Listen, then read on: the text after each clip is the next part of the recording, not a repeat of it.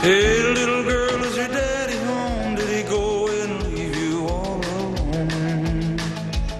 I got a bad desire.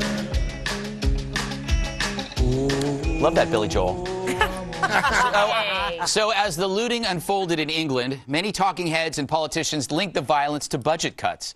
They painted a grim picture of a forgotten generation, left without hopes or dreams.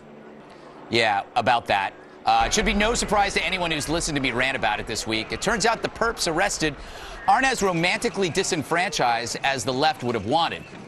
Well, unless you considered a millionaire's daughter, a hairdresser, or a lifeguard to be disenfranchised, because they were all looters. But my favorite looter, an organic chef. Yeah, using pesticides on vegetables is evil, but trashing a restaurant is A-OK. But who knows? Maybe the place used additives in their appetizers and deserved it. My second favorite looter, an ambassador to the Olympics. But perhaps throwing rocks at cops helps with the shot put. And so once again, reality trumps the media. There is no romanticism in this wreckage, only petty selfishness and envy, accelerated by opportunity, greed, and cowardice. What a pathetic world we live in when we can't even look at our criminals without laughing.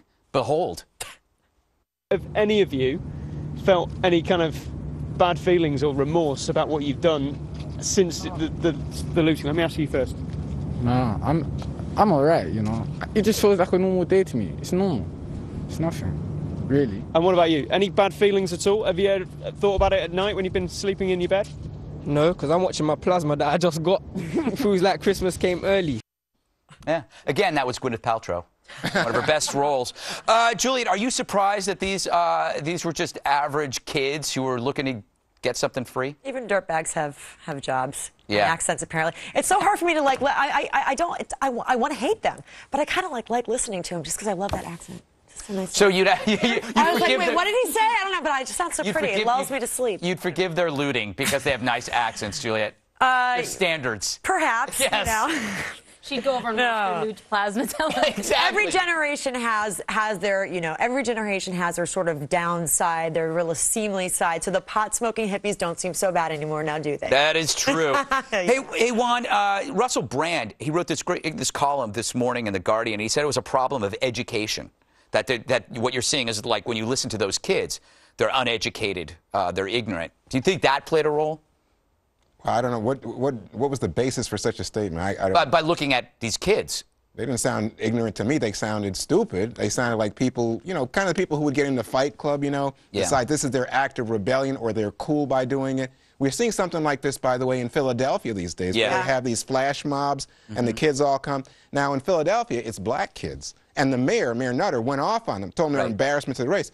But in London, apparently, it's not just immigrants, minorities. No, this is everybody, which is what you're pointing out, Greg. And what strikes me is I think that this has become kind of the hip thing to do. I think people think, how chic, how daring, what a risk, but it's just nonsense. Stealing? Right. That's what they think it's hip. Because they feel like they're entitled to it. Until now, because now they've hired someone who's probably going to clean that place up pretty well. Bratton is going to head over there. He was the police chief here when Giuliani was mayor, and if anyone, I lived here during the time, Times Square, a block over there, used to be a den of drug addicts, pimps, hookers. They cleaned Times Square up. I absolutely thought there's no way of cleaning that place up. He was part of that group that did that. Why are you laughing? Because I'm looking at when you said hookers and, probably. You saw how, looking at you, just what is he going to say? You saw how sad I was. Heartbroken. Yes, I remember. Well, I grew up here, and we knew what we said at that time. They've Disneyfied the whole place. I mean, what happened to the grit? What happened in New York? Now it's filled with tourists. But that's good because it's safer. Andrea, what do you think? It is a lot safer. Yes, the grid is gone, but a lot of the crime's gone, too. I think a lot of these criminals were stopped by regular folks on the street, regular Londoners. I mean, even the police couldn't do their job and get these guys under control. I think they're disgusting. Juliet, I know that you have throbbing hearts coming out of your eyes for them. Oh, yeah. But I just think they're despicable. And the fact that they're hiding behind their little scarves, like, own up to it. Take off your scarf. But you saw that, as you mentioned, in Philadelphia. They went into Center City and these wealthy, these affluent areas, these chic, trendy areas, just to raise hell. Go in and, take the plates of food in front of people who were dining and throw them at them. It's. I got to tell you, the funniest thing, there was an emergency session of Parliament that was summoned to discuss the riots. Cameron said they were pondering whether authorities had the authority to order thugs to remove their masks. Because yes, they could. They did, but if you saw somebody on the street with a mask, you couldn't ask them to remove it. But now they were thinking about the powers that be to go. It's not a burqa. It's a hoodie. Yeah. But you find it attractive. What if there was a link, Eric? What if there was a link between the budget cuts and these riots? Does that matter? Does it matter? I mean, how does that? There is, though, Greg. I mean, that's what we saw in Greece. We saw it in several other countries. Think that? I really do. I think it's civil unrest, and they're saying, unfortunately, the government has to do what they have to do. And I think there's going to be a day. Juan, you may disagree, but there's going to be a day where we see riots in the street in American cities because of the same thing. You know what? We're going to have to cut budgets. Today I saw a poll that said most Americans agree with you, that they think this is coming to America. Now, what the we have guns.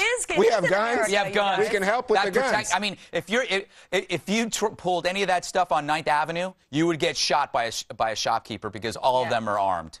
Thank God. But this is New York City. I mean, we're talking about, this happened in Chicago. It happened in Milwaukee, I believe. Right. Yeah. It has come to America. That's the frightening thing. But here's the thing that scares me.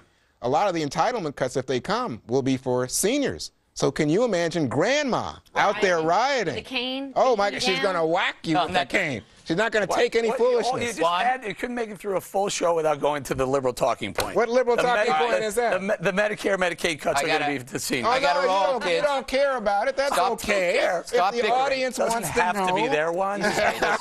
All right. We got to take a break. More of The Five up next.